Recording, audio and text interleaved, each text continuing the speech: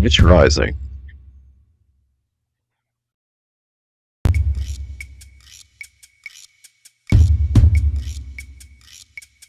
Reverend Mary Hawk.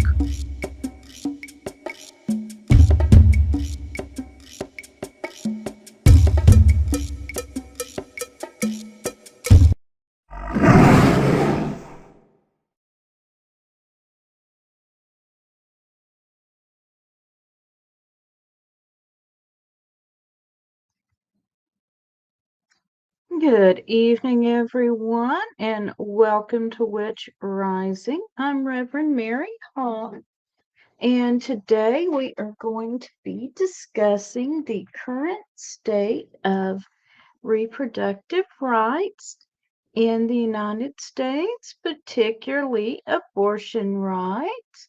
If you are watching on Facebook and YouTube, you can certainly post comments in chat, and I welcome respectful dialogue at all times. And the first thing we're going to discuss is the fact that abortion care is health care, and I'm going to share a couple of articles with you. Just a moment while I get them up on the screen here. And this is from CNN.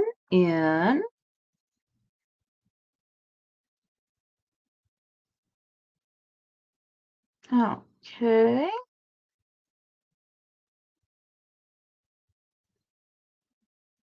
And we're going to roll up to the top. So, Texas woman denied an abortion tells senator she nearly died on their watch. Amanda Zarowski is suing the state of Texas after being denied an abortion. She told lawmakers on Wednesday that not receiving abortion care harmed her mental health and might prevent her from having children in the future. And the date of this article was Wednesday, April 23rd. In the article, we'll just highlight parts of it. We've heard a lot today about the mental trauma and the negative, harmful effects on a person's psychological well-being after they have an abortion, supposedly.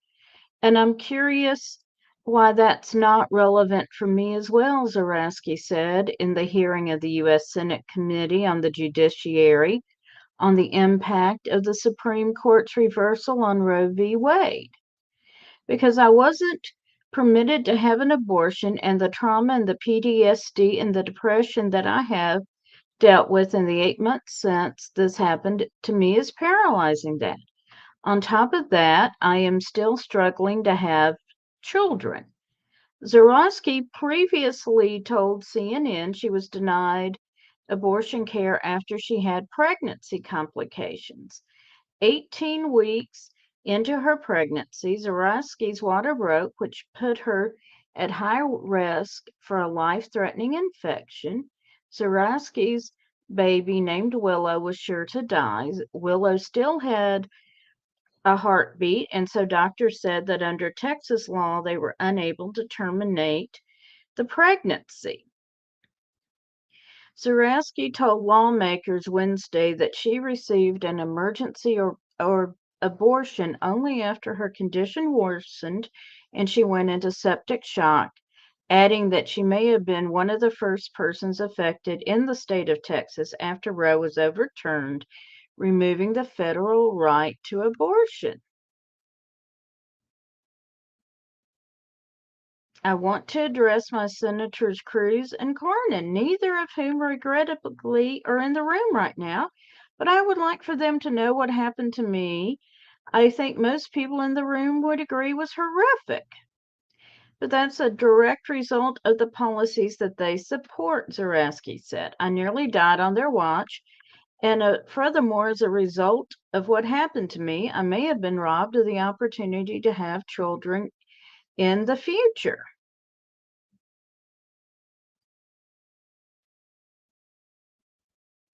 And the language in Texas abortion laws is incredibly vague, and it leaves doctors grappling with what they can and cannot do, what health care they can and cannot provide, Zareski said, bristling at the implication that her doctors were at fault for misinterpreting the state's abortion bans. And if they make the wrong decision, they face up to 99 years in prisons, or they could lose their license.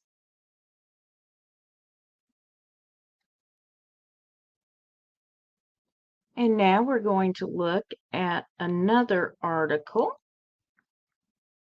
also from CNN, regarding the same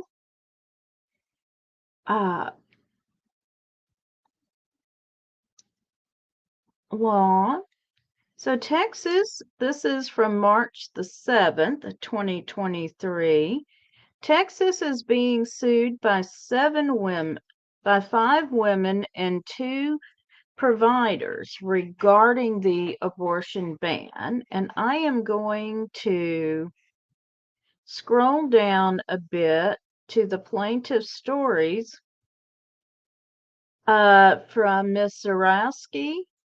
Doctors told her they would not terminate the pregnancy until she was considered sick enough that her life was at risk. She recounted to CNN last year, adding that she was told that could take hours or days or even weeks.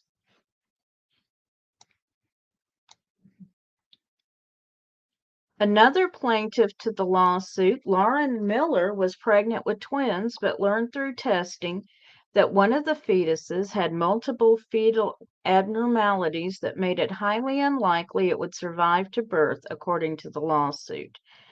Her specialist suggested that she travel out of state, but evaded giving her and her husband direct answers to their questions, the lawsuit says. It was apparent that their doctors, nurses, and counselors were all fearful of speaking directly and openly about abortion for fear of liability under Texas abortion bans, the lawsuit states. A third plaintiff, Lauren Hall, traveled to Seattle for an abortion after being told an 18-week scan that her fetus had a condition that gave it no chance of survival. She was told that that condition, according to the lawsuit, posed risks of hemorrhage and preterm birth, among other risks.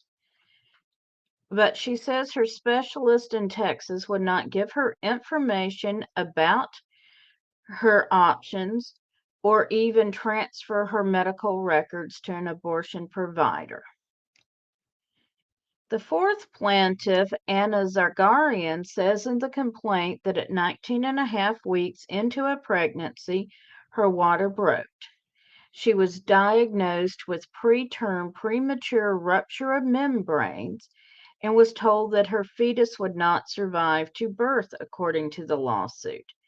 But even as doctors said the recommended treatment was an abortion, they told Zargarian they were barred from performing one because the fetal heartbeat was still detectable, according to the lawsuit. Eventually, she obtained the procedure in Colorado, but now faces fear about becoming pregnant in Texas again because she has been told she will be at high risk of developing conditions linked to PPROM.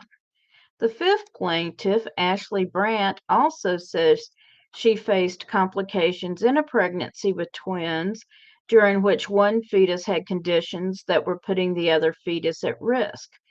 Though she was ultimately able to obtain a selective abortion in Colorado, according to the lawsuit, she faced other complications that at one point sent her to the emergency room, where she experienced a distinct uneasiness and confusion. It appeared that the medical staff thought they were not supposed to know about Ashley's abortion or discuss it with her, the lawsuit said. adding that the remainder of her pregnancy was plagued by fear and stress. She ultimately delivered a healthy baby 38 weeks into pregnancy. So, we cannot talk about abortion without acknowledging that it is health care. It is medically necessary in many cases, and it can't be restricted in such a manner that women who are facing issues with their pregnancy, with fetal abnormalities and life-threatening issues, can't access it. This is putting lives at risk. So that's our first point tonight. And please, if you're interested, go ahead and place your comments in chat. I welcome discussion on this. And now we're going to take a look at what the state of abortion is. Just a moment while I get that set up here.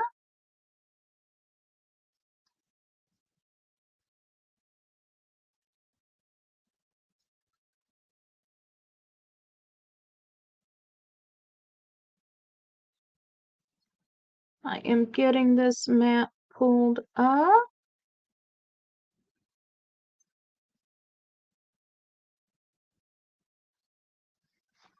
And let me scroll down so you can see the map. And this is from Axios, last updated May 22nd.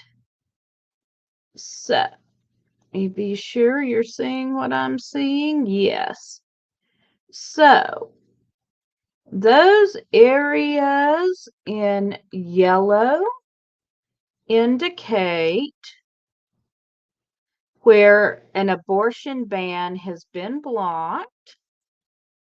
Those areas in the lighter orange indicate a mixed ban status. There is some provision for emergencies.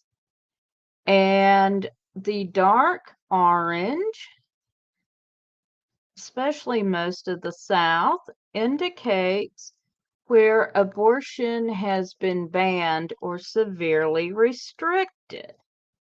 So, quite a bit of the country, abortion is impossible or nearly impossible to obtain at this point.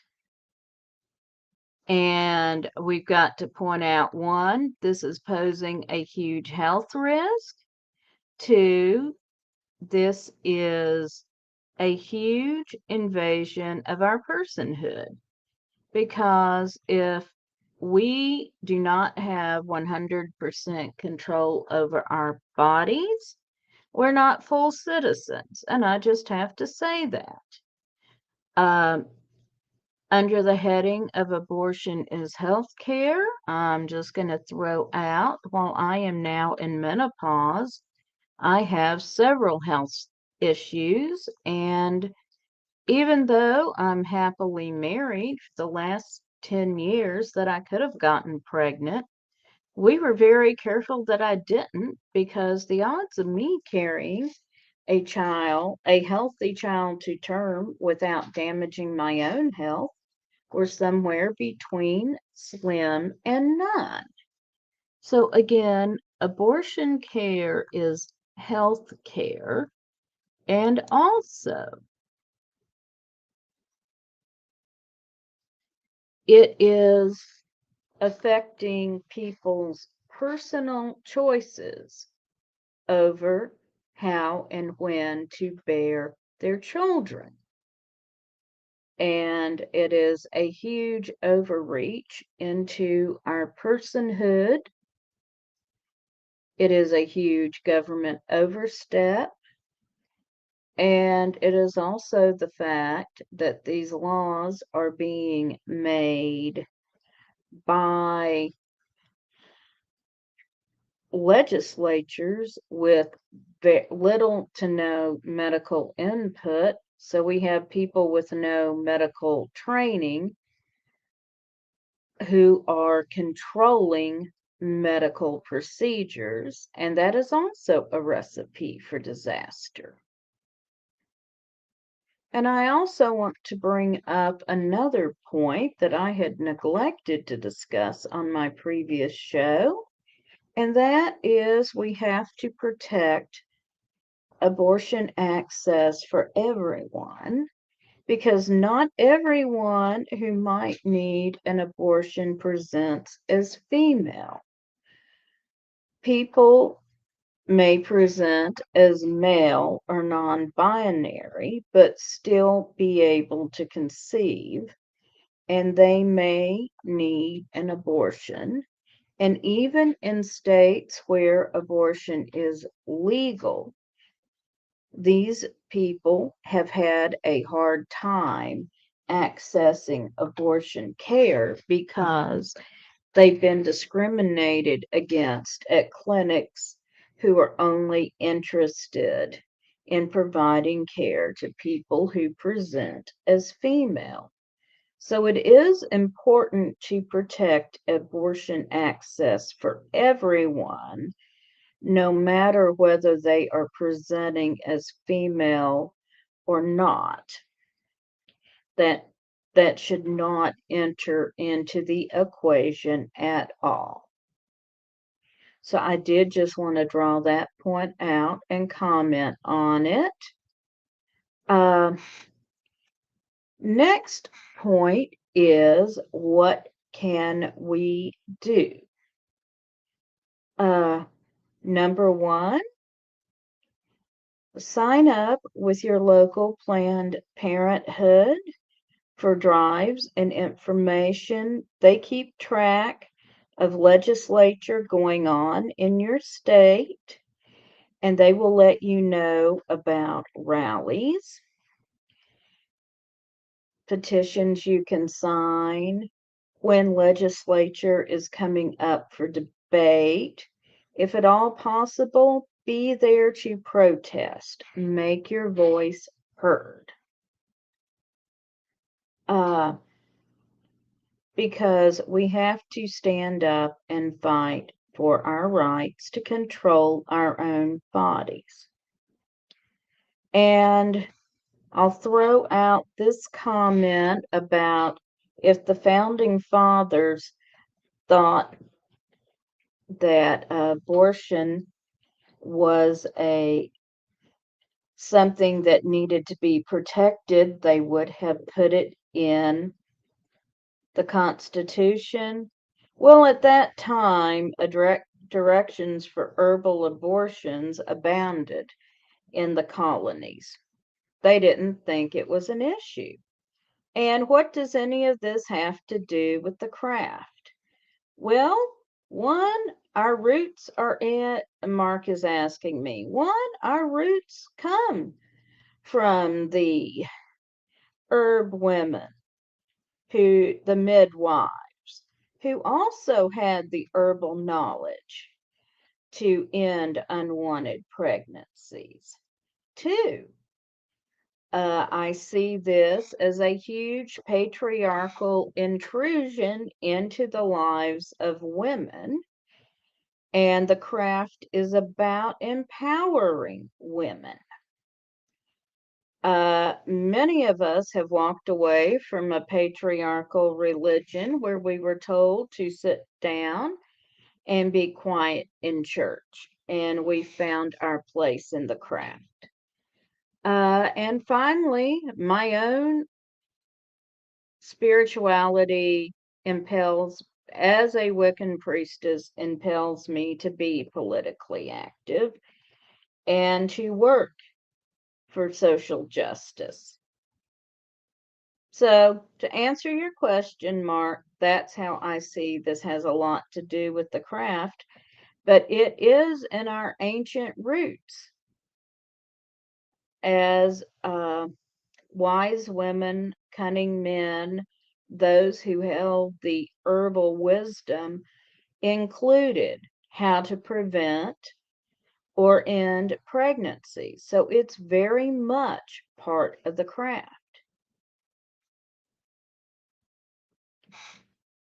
So that is why we have to take control of our bodies, because I firmly believe we all have bodily autonomy as a right, or we should have bodily autonomy as a right. I would add that no one disagrees with a man who chooses to have a vasectomy. You want to test me on that? Any man watching, call your primary care doctor and tell them you want a vasectomy. Get the ball rolling. It'll take a month. Okay, so my statement has no basis in logic or fact. Which statement has no basis in logic or fact, Mark? I'm curious. Because I've been talking for 20 minutes now.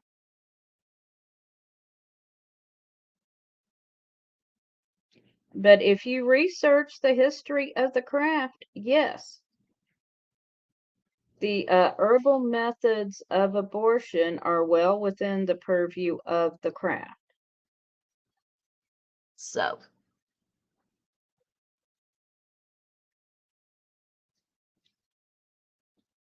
and you're certainly free to disagree with me if you so choose.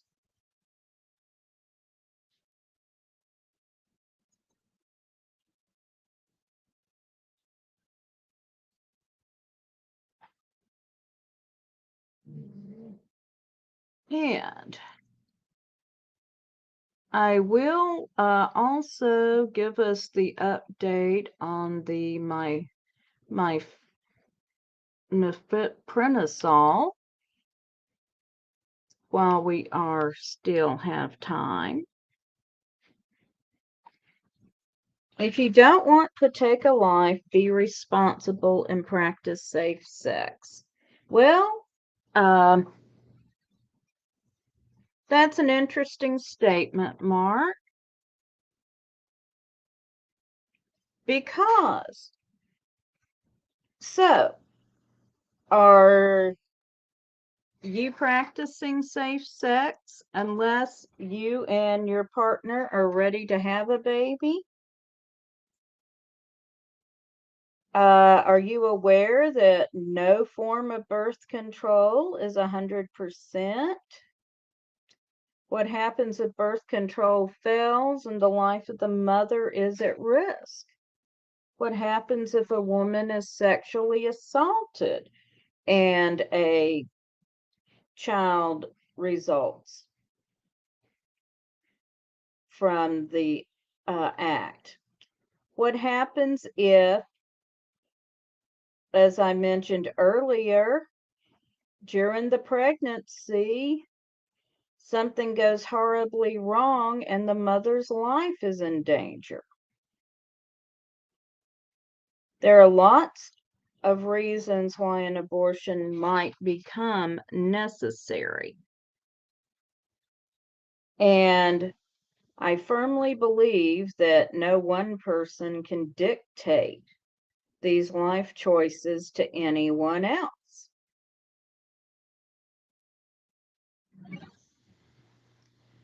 Sorry about the dog, folks. She's a little excitable tonight. And let me share one more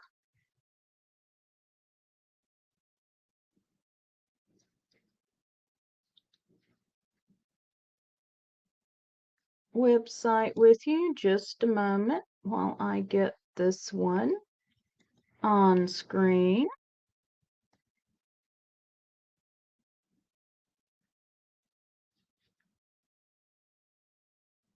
Mm.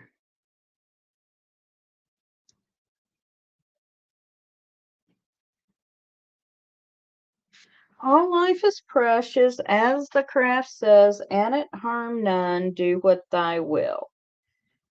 Uh, Well, it's been generally accepted that life begins at birth through most of history, or at least at quickening, when the when the mother can feel the baby moving. If you do some research, you will find that even in the United States in the 1800s, until the baby was moving, most people did not consider abortion an issue, Mark. So I suggest you go and do some more research as to what is actually the history of our craft here. And now we're going to take a look at an update on the status of the medication abortion. Let me scroll down here a little bit. And the Supreme Court did rule that the medication mifepristone still remains legal around the country on April 21st. One judge would have blocked the FDA's approval of mifepristone, which dates back to the year 2000. However, this was overruled on April 21st. So for the time being, that does still remain an option if it's needed. And I just want to bring that update in. And we will stop sharing here. No, there's not anything wrong with adoption, but there's something very wrong with forcing someone to carry a child they're not prepared to carry. And if you can't see the morality in that, then I do not understand your own morality.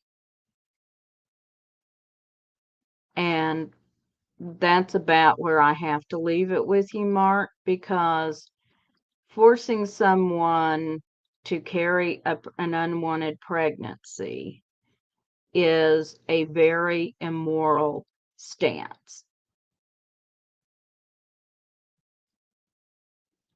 So, I don't know what else to tell you, but it is a very personal decision.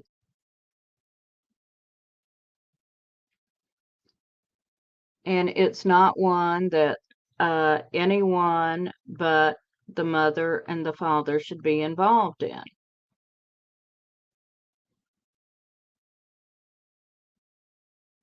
Okay. And we are running out of time here. This is Reverend Mary Hawk with Witch Rising. I want to thank everyone for watching.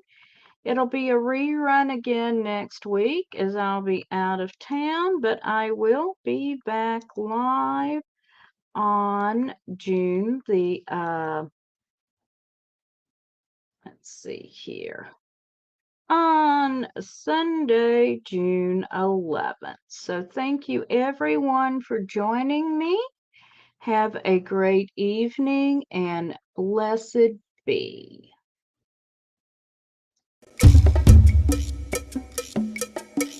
Each Rising.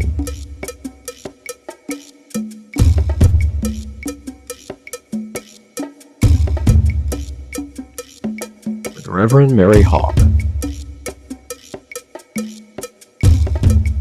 Purple Goddess by Reverend Don Lewis. Angry Uterus by Carrie Wagner. Announcer, Don Hawk. Music written and performed by Don Hawk. In loving memory of Mary Frankie Clark.